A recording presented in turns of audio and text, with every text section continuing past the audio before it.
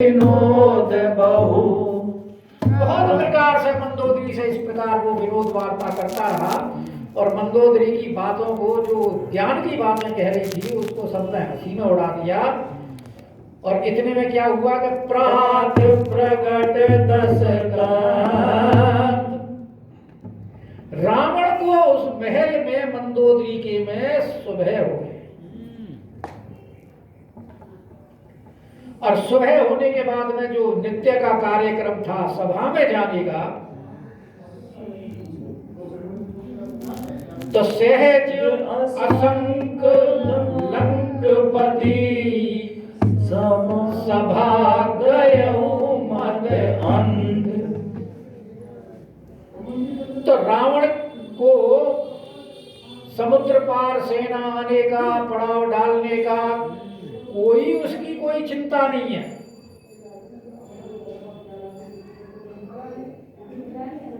क्योंकि उसके सभापति कह चुके हैं कि जिते श्रम नाई, हर नर बानर के लेके माई। तो इसलिए रावण असंख्य है और अपने अहंकार में अंधा हो रहा है। उसी अहंकार में अंधा हुआ रावण असंख्य लंकापति सभा के मध्य गया। गोस्वामी पाद बड़ी सुंदर बात कह रहे हैं।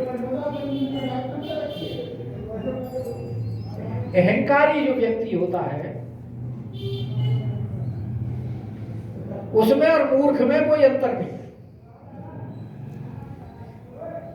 इसलिए उन्होंने बड़ा सुंदर यहां एग्जाम्पल दिया है, उदाहरण, कि फूरही भरही न वेद जदपि सुधा बरसहि जलद, अरे मूर्ख हृदय न चेत जो गुर मिलहि बिरंचि सम। बैत के पेड़ आपने देखे होंगे, उनके ऊपर ना तो फल लगता है ना फूल लगते, पकड़े खड़े रहते। चाहे उनके ऊपर आकाश से बादलों के माध्यम से अमृत की वर्षा कर दी जाए,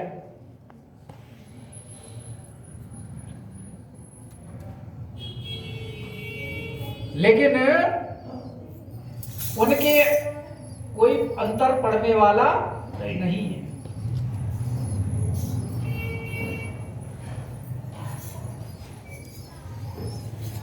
इस उदाहरण को देते हुए गोस्वामी पाद कहते हैं, इसी प्रकार मूर्ख व्यक्ति के हृदय में चेतना ज्ञान उत्पन्न नहीं हो सकता, चाहे उसे गुरु के रूप में जो गुरु मिलहि विरंचि सम। विरंची यानी ब्रह्मा भी आकर अगर उन्हें समझाएं, और रावण के गुरु तो भगवान शंकर हैं। हालांकि यहां सिर्फ ब्रह्मा का उदाहरण दिया है, लेकिन गुरु शब्द साथ में आने से ब्रह्मा विष्णु महेश तीनों की ही बारे में कह दिया। क्योंकि वो आप पढ़ते हैं मंत्र, गुरुर ब्रह्मा गुरुर विष्णु गुरुर्देव महेश्वर गुरुर साक्षात परब्रह्म। गुरु कहने से सारे के सारे उसमें सबका समावेश हो जाता है। तो कहते हैं अगर सब लोग आकर के भी समझाएं तो जो मूर्ख है उसके हृदय में चेतना जागृत नहीं हो सकती, ज्ञान उत्पन्न नहीं हो सकता। कि यहाँ प्रात जागे रघुराई। अब गोस्वामी पाद कहाँ है? लंका में थे अब तक। लंका में सुबेल पर्वत पर है। अब राम जी के पास आ गए। राम जी के पास है, तभी तो कह रहे हैं यहाँ। इससे पहले रावण के पास थे। रावण के वहां बोलते हो, अब सुबह पर्वत, बात होती है। अब सुबह पर्वत पे आ गए। क्योंकि वो तो राम जी के पक्ष में है ना, तो इसलिए यहां बोल रहे हैं कि यहाँ प्रात जागे रघुराई रघुनाथ रामचंद्र जी महाराज भगवान श्री राघवेंद्र सरकार प्रातः होते ही जब उठे तो रघुराई इसलिए कहा क्योंकि जो रघुकुल के हैं वो नीति से काम करते हैं।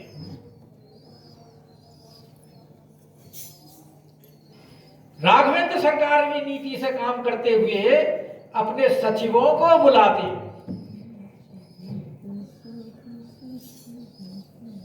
और सचिवों को बुला करके उनसे पूछते हैं कि पूछा मत सब सचिव बुलाई।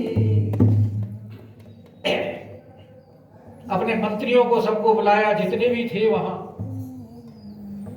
अंगद, हनुमान, सुग्रीव, विभीषण, जामवंत, नल, नील, द्विविद, मयंद इत्यादि जितने भी थे,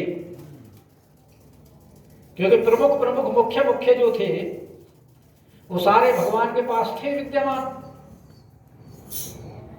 उन सबको बुलाया भगवान ने और पूछा कि कहूं वेगी का करही उपाय। भगवान पूछ रहे कि भाई अब शीघ्र बताओ क्या करना चाहिए, क्या उपाय करना चाहिए, क्योंकि पुल भी बंध गया, सेना पार भी हो गई और जानकी जी को शीघ्र प्राप्त करना है। तो शीघ्र प्राप्त करने के लिए कोई उपाय भी शीघ्र बताओ ऐसा जिससे वो शीघ्र प्राप्त हो जाए। कि कहूं वेगी का करिए उपाय, तो जामवंत के पद सिरुनाई। जामवंत जी भगवान राघवेंद्र सरकार के चरणारविंद में अपना मस्तक नवाते हुए और कह रहे हैं, क्योंकि राघवेंद्र सरकार के प्रमुख मंत्री 3 हैं।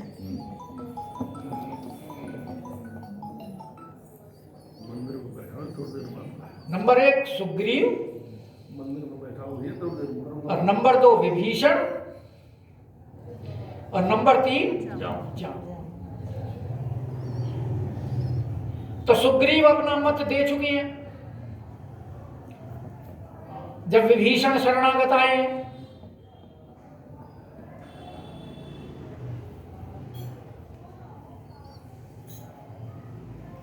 और विभीषण भी अपना मत दे चुके हैं।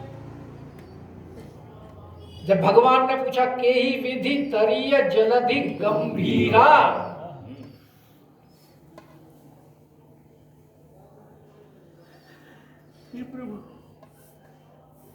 और रह गए अब जामवंत जी।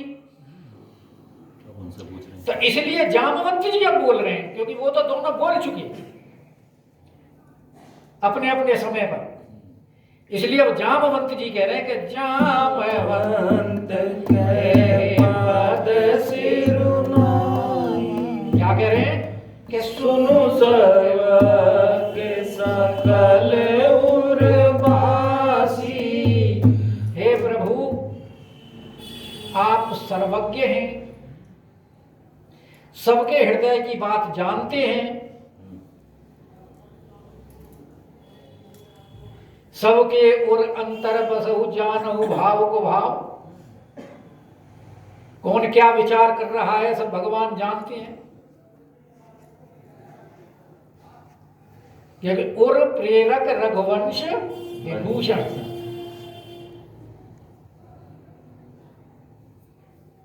इसीलिए वो कह रहे हैं क्या मेरे हृदय की भी जानते हैं, सबके हृदय की जानते हैं, आप सर्वज्ञ हैं। कि सुनो सर्वज्ञ सकल उर्वासी, बुद्धि बल तेज धर्म गुण राशि। आप बुद्धि के, बल के, तेज के, धर्म के और समस्त गुणों के भंडार हैं। और बुद्धि बल युद्ध में बहुत आवश्यक है। युद्ध जीतने के लिए बुद्धि और बल की बड़ी आवश्यकता है। इसीलिए हनुमान जी जब लंका जाने लगे तो देवताओं ने उनके बुद्धि बल की परीक्षा के लिए किसको भेजा?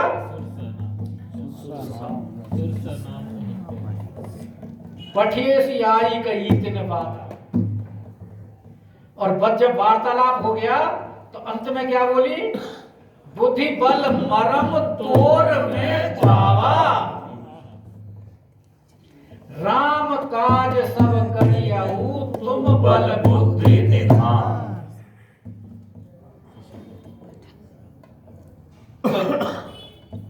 युद्ध में जीत के लिए बल और बुद्धि की बड़ी आवश्यकता है।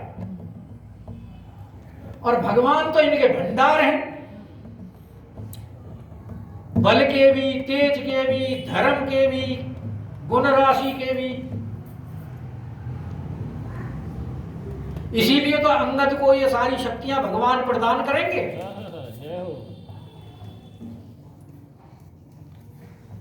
क्योंकि बल के द्वारा जाते ही अक्षय कुमार को मार दिया। वो अक्षय कुमार क्या नाम है? रावण के पुत्र को। नाम तो इसमें नहीं दिया। अक्षय कुमार को तो वहां मारा था ना हनुमान जी ने।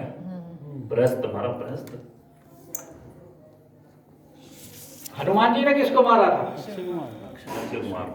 लेकिन अंगद थोड़ी मारेगा अक्षय कुमार को। अंगद नहीं मारे, मगर नाम नहीं दिया ना यहाँ गोस्वामी बात ने। तो जाते ही तो रावण के पुत्र को मार दिया। और जब सभा में पहुंचा अंगद तो सारे सभासद उसके तेज को देख करके उठ के खड़े हो गए।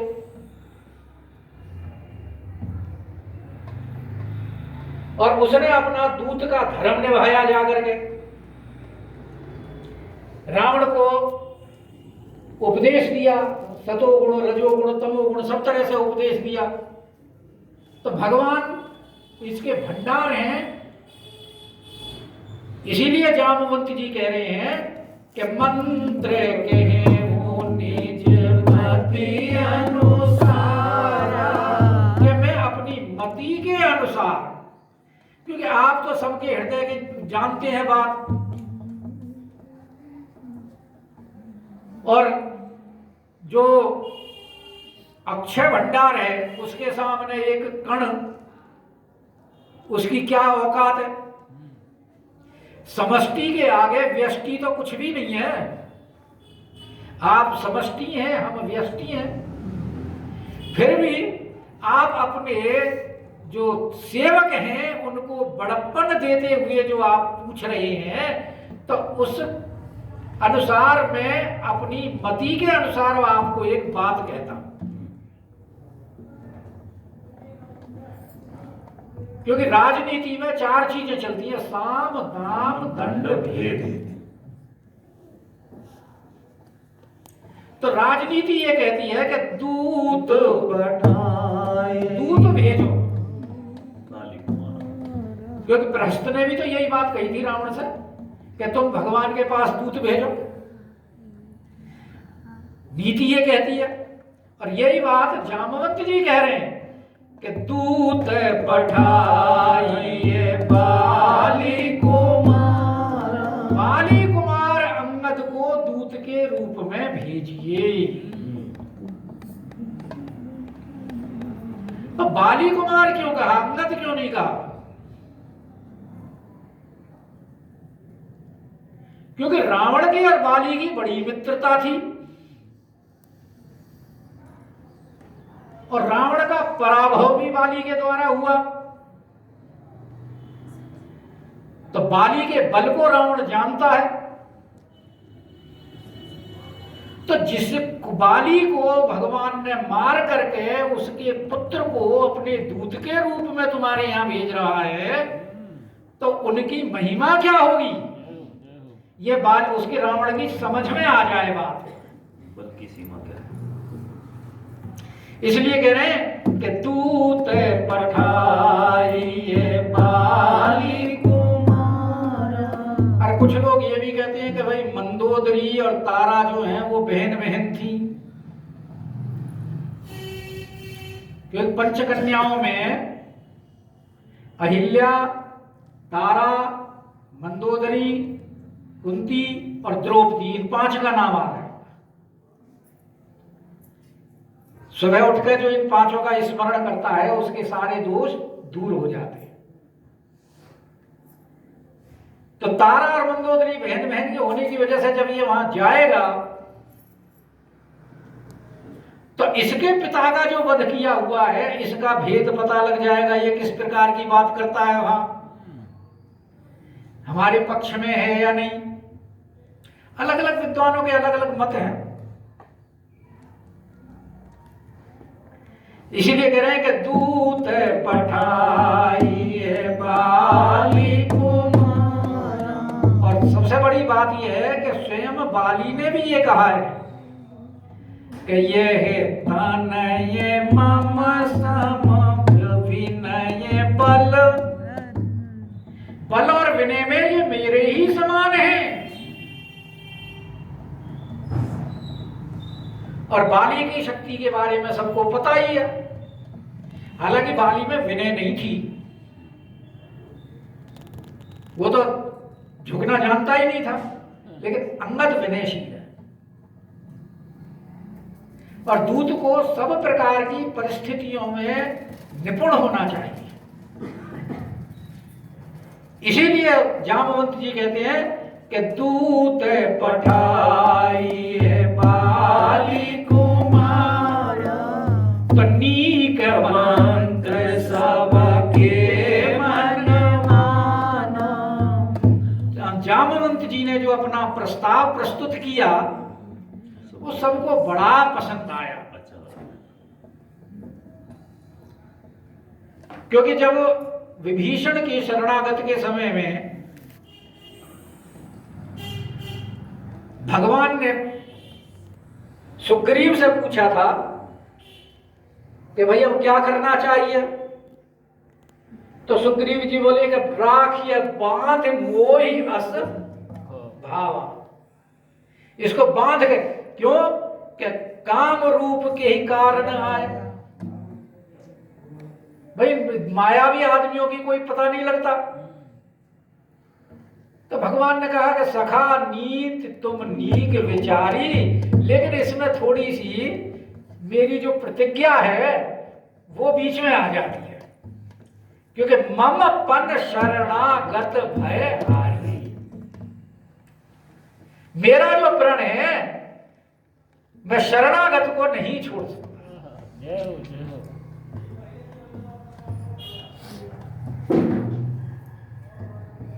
और इस बात पर हनुमान जी बड़े प्रसन्न हुए,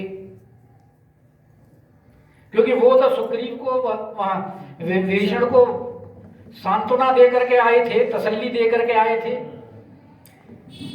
कि असमय अधम सखा सुनु कीन्ही कृपा भरे विलोचन। और वो हनुमान जी के ही कहने पर वो विभीषण आया है और सुग्रीव जी वहां कह रहे हैं कि इन्हें बांध कर रखो। तो हनुमान जी चुपचाप बैठे थे। जब भगवान ने कहा मम पन शरणागत भयारी, तो हनुमान जी बड़े प्रसन्न हुए। और ऐसे ही जब विभीषण से पूछा कि भाई समुद्र कैसे पार किया जाए, संकुल मकर उरग झग जाति अति अगाध दुस्तर बहुभांति, इसको कैसे पार करें। तो विभीषण जी ने ये कहा कि प्रभु तुम्हारे कुल गुरु जलधि, इसको आप प्रार्थना करो, लेकिन मंत्र न ये है लक्ष्मण मन भावा। लक्ष्मण जी को अच्छा नहीं, लक्ष्मण जी को वो मंत्र अच्छा नहीं लगा कि देव देव कर कवन भरोसा, देव देव आलसी पुकारा। तो जब लक्ष्मण जी, तो भगवान ने कहा कि ठीक है ऐसे ही करेंगे, धीरे करो, धीरज रखो, धैर्य रखो, लेकिन अब इन्होंने प्रस्ताव दिया है तो इनका भी हम माने। तो मंत्र ऐसा होना चाहिए जो सबको अच्छा लगे। जैसे जब वहां हनुमान जी जब गए थे लंका में रावण की सभा में, तो वहां जो ये मंत्र दिया कि भाई दूत को मारना नहीं चाहिए, नीति विरोध न मारिए दूता। तो सबने कहा भाई बात तो ठीक है, सब ही कहा मंत्र भल भाई। तो उन्हें उस बात के ऊपर सारे के सारे कि भाई और कोई इसको दंड आन दंड कछ करिए, और सब ही कहा मंत्र भल भाई कि कोई दूसरा उपाय करो। तो ऐसे यहाँ अब जो जामवंत जी ने प्रस्ताव दिया है, इसके लिए सब राजी हो गए कि नीक मंत्र सबके मन माना। कि भाई बहुत बढ़िया बात कही है, बहुत सुंदर मंत्र दिया है। और अंगद सन के कृपा निधाना। तो अंगद से अब भगवान कह रहे हैं कि बाली तनय बुद्धि बल गुण धामा, कि तुम बाली के पुत्र हो और बाली के समान ही बुद्धि में, बल में, गुणों में, इन सब के आप धाम हैं। इसीलिए मैं आपको ही कहता हूं कि लंका जाऊं तात मम धामा। भगवान क्या संबोधन कर रहे हैं अंगद को? तात। कि तुम ये मत समझना कि मैं तुम्हें दूत बना करके भेज रहा हूं, तुम मेरे पुत्र हो मेरे काम से मम काम, और ये मेरा अपना काम है। इसलिए तुम्हारे ऊपर मैं ये भार छोड़ रहा हूं, अपना काम समझ करके इसे जाओ। कि लंका जाओ तात मम कामा। जब कोई विशेष काम किसी को सौंपा जाता है तो उसको यही कहा जाता है भाई अपना काम समझ के करना इसे। आपका अपना काम है, आपको करना है, आपका ही काम है, मेरा मत समझ के करना। तो तात शब्द कहने का मतलब है कि तुम हमारे पुत्र हो, तो जो मेरा काम है वो तुम्हारा काम है। इसीलिए, और ये नहीं करे रावण के पास जाओ, लंका जाओ। लंका जाओ का तात्पर्य वहां की भौगोलिक परिस्थिति, वहां का सैन्य बल, वहां का सारा निरीक्षण करके सब कुछ खबर लेनी है। यही नहीं कि जो मैं संवाद भेज रहा हूं वो संवाद कह करके चले आओ। कि लंका जाओ तात मम कामा, तो बहुत बुझाई तुम्हारी का। और आप तो स्वयं बुद्धिमान ज्ञानी है, क्या बुद्धि बल गुण के धाम है, कह ही दिया पहले। तो इसलिए ज्यादा कहने की आवश्यकता ही नहीं है।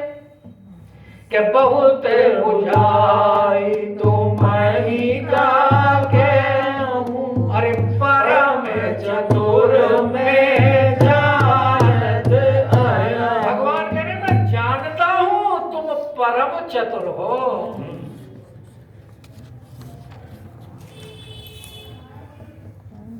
और भाई भगवान कैसे जानते हैं? क्योंकि भगवान तो सर्वज्ञ है। इसलिए यहां ये प्रश्न ही नहीं उठता कि भगवान कैसे जानते हैं,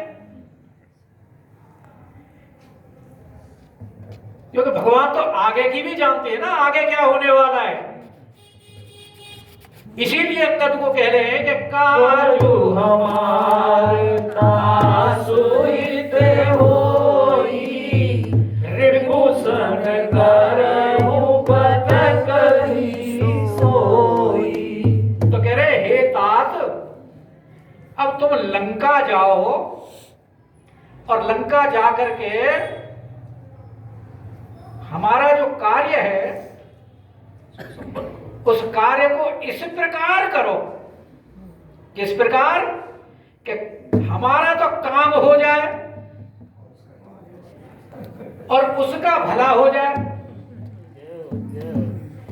काज हमार और तासु हित, वही दोनों बात कह रहे हैं भगवान।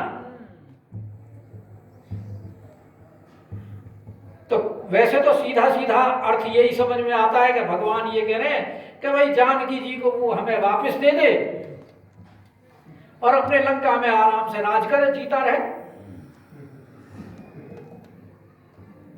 लेकिन इसका गूढ़ अर्थ है, क्योंकि भगवान संधि नहीं चाहते,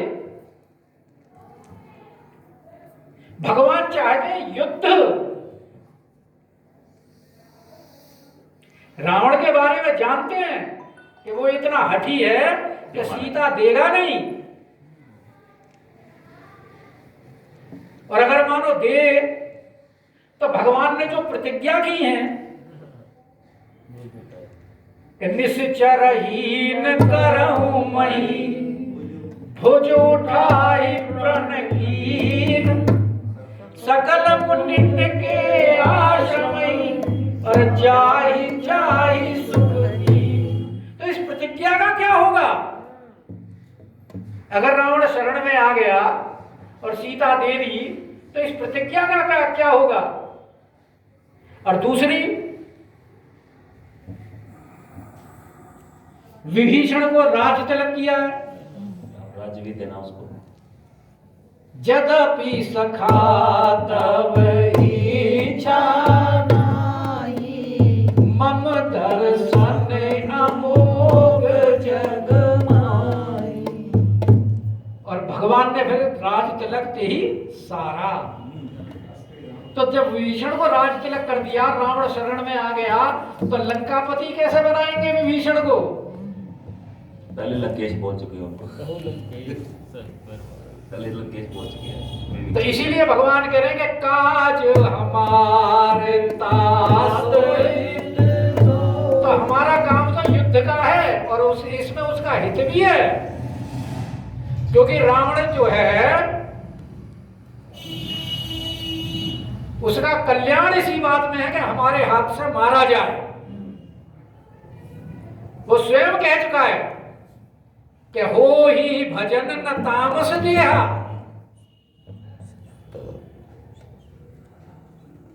और अब तो ये प्राण भगवान के तीर से ही त्यागने हैं।